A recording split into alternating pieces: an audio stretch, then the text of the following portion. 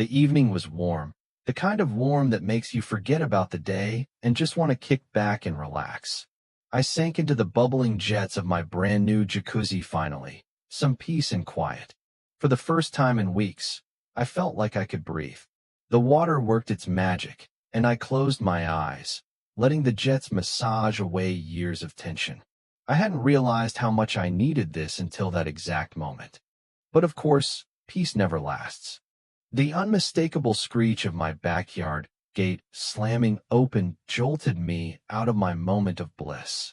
I blinked, my thoughts disoriented, and slowly opened my eyes, half expecting it to be some neighbor kid running around. But now what I saw was far from what I expected.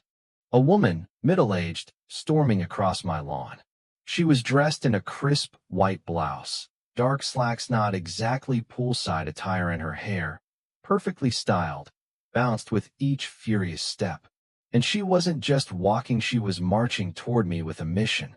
I frowned, confused, as she crossed my yard and without a single word, stepped right into my jacuzzi. Fully clothed, my mind raced to catch up with what was happening. I watched in disbelief as she planted herself in the center of my tub.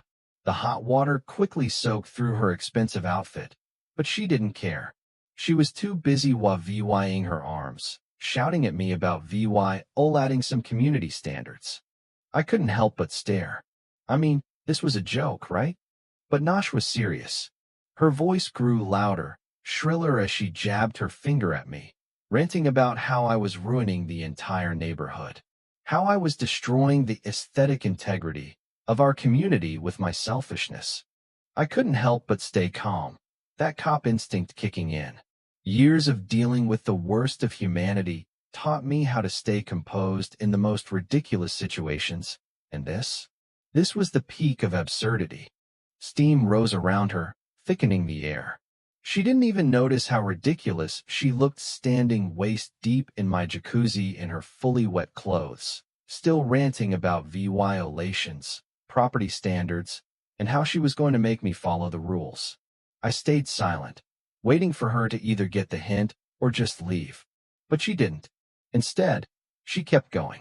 The whole scene made me think, how did I get here? 2 weeks earlier, I moved into what I thought was my dream home in Willow Creek Estates.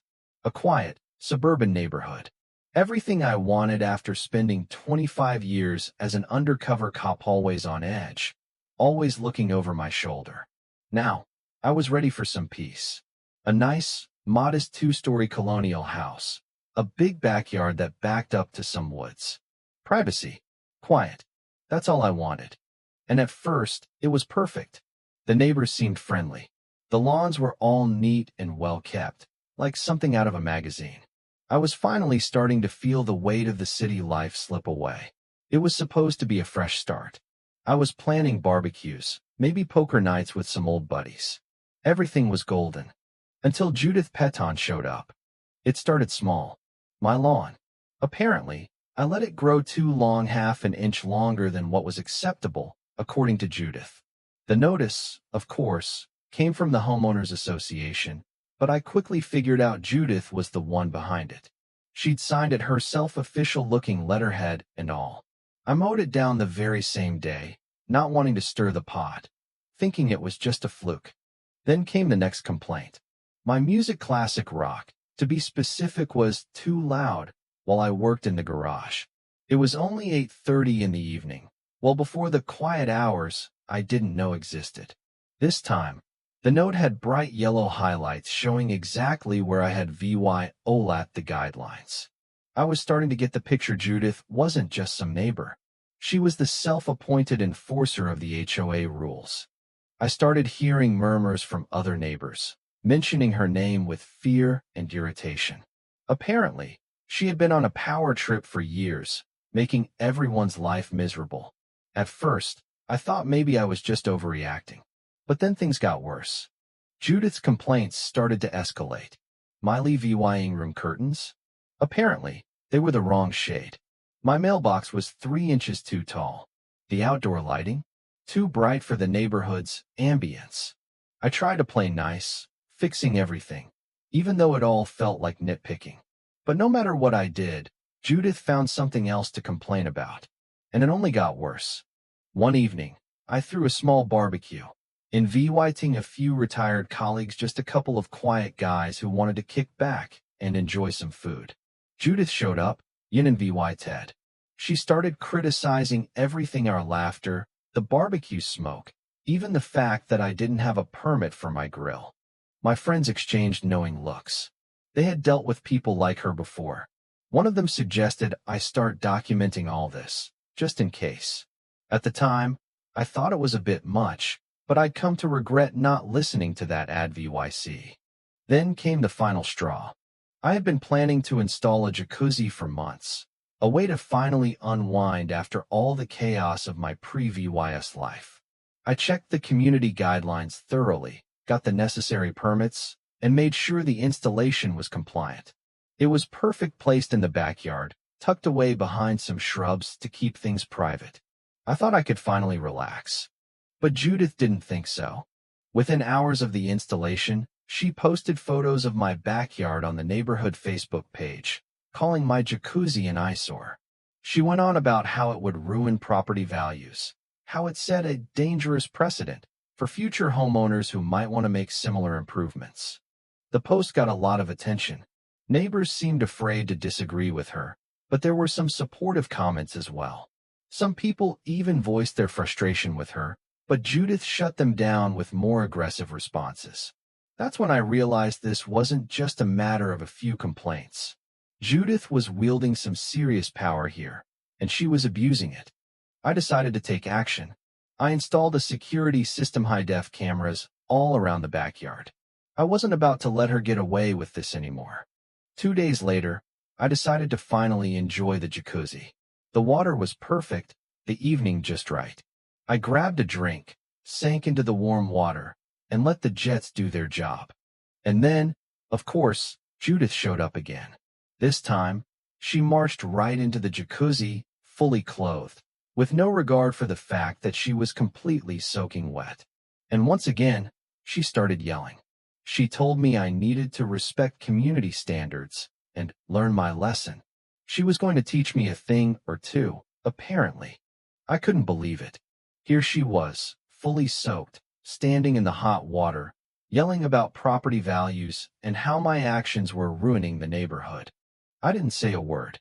I just let her continue, keeping my cool, like I had done so many times before in my career. And that's when I realized she had no idea who she was messing with. I stayed calm, just observing her, while my badge and gun sat on the table nearby.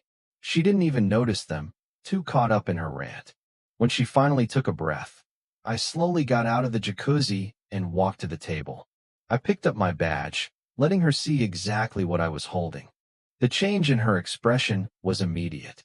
She went from red with anger to pale with shock in an instant. Her finger dropped. Her mouth hung open. Suddenly, she wasn't dealing with some guy she could boss around. She was dealing with a retired cop, a law enforcement officer who knew exactly how to handle her. I told her, calmly and professionally, that she was trespassing. Everything was being recorded, and I was filing a formal complaint. She stammered, trying to claim she had authority, but I wasn't having it. I explained the law show she was harassing me, how she didn't have the right to dictate how I lived in my own home. She had crossed the line. Humiliated, she climbed out of the jacuzzi, dripping wet, and left without saying another word. The next day, I filed a report with the police. The video footage was irrefutable. The cops took it seriously. I documented everything, every complaint, every note, every ridiculous demand.